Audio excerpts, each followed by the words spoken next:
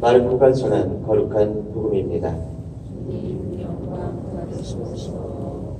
그때 예수님께서 베드로와 야고보와 요한만 따로 데리고 높은 산에 오르셨다. 그리고 그들 앞에서 모습이 변하셨다. 그분의 옷은 이 세상 어떤 마전장에도 그토록 하얗게 할 수 없을 만큼 새하얗게 빛났다. 그때 엘리야가 모세와 함께 그들 앞에 나타나 예수님과 이야기를 나누었다. 그러자 베드로가 나서서 예수님께 말하였다. 스승님, 저희가 여기서 지내면 좋겠습니다.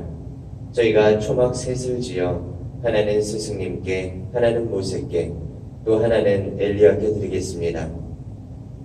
사실 베드로는 무슨 말을 해야 할지 몰랐던 것이다. 제자들이 모두 겁에 질려 있었기 때문이다.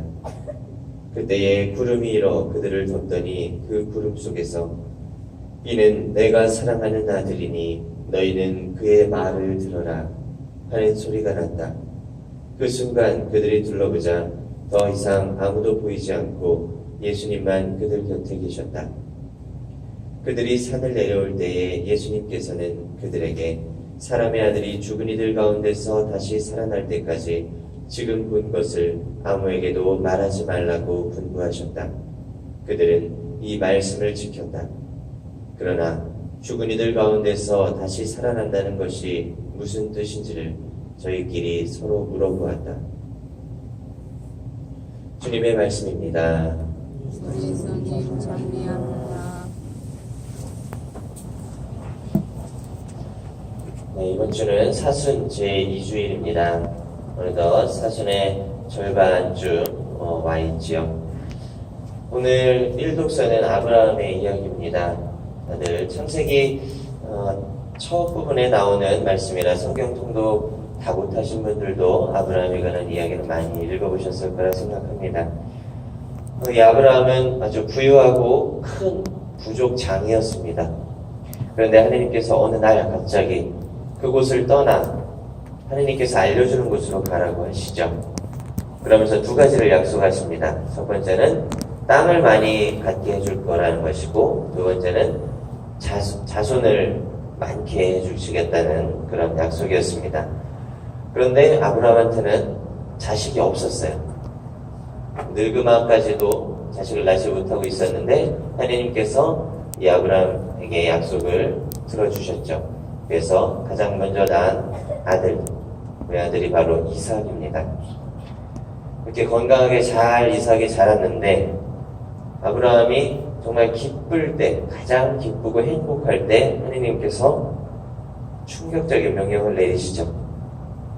바로 아들을 제물로 나에게 바치라, 이런 말씀이죠. 성경에 나와 있지는 않지만 아브라함이 굉장히 괴로운 심정이었을 것입니다. 만약 이삭을 제물로 바치게 되면 다시 자식이 없게 되는데, 그러면 땅을 많이 가진들 아무 소용이 없고 또 자손을 많게 해주시겠다는 약속도 잘못되는 것이죠. 하지만 아브라함은 하나님의 명령에 순종했습니다.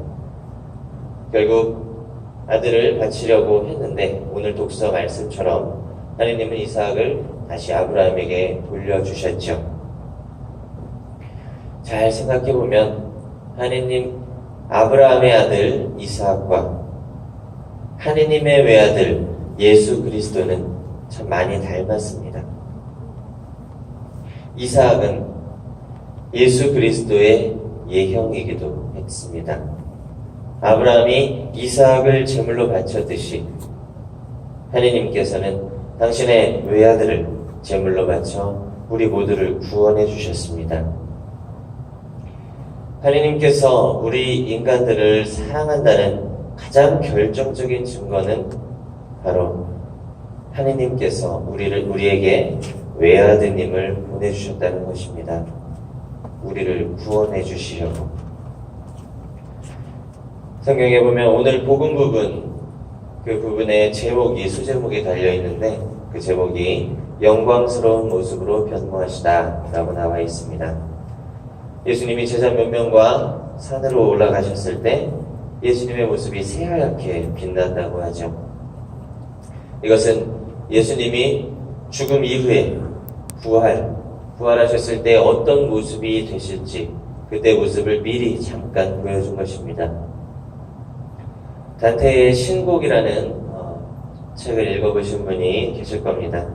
여기서 천국 편을 보면 단테가 하느님께 점점 가까이 나아갈수록 점점 더 하얗게 빛나고 있다고 표현하고 있어요. 단테가 마지막 9번째 천국에 갔을 때 하느님과 마주하게 되는데 그 하느님의 모습이 너무 눈이 부셔서 바라볼 수조차 없었다고 합니다. 우리가 지금 지내고 있는 이 사순시기는 바로 부활을 준비하고 있는 시기입니다. 예수님께서 순환하시고 돌아가셨던 이유가 부활이었기 때문이죠. 우리도 언젠가는 모두 죽습니다. 그리고 각자 심판을 받고 다시 하느님 나라에서 부활하게 될 것입니다. 예수님의 부활이 중요한 이유는 우리가 죽으면 그것이 끝이 아니라 하느님 나라에 갈 수 있는 길을 예수님이 부활을 통해서 문을 열어주셨기 때문입니다. 그렇지 않았다면 우리는 부활에 대해서 생각조차 할 수 없었을 겁니다. 이번 사순시기 동안 이제 남은 부활 전까지 예수님의 순환과 죽음에 대해서 다시 한번 깊이 묵상해 보시면서 부활의 의미를 더 깊이 깨달아 보셨으면 좋겠습니다.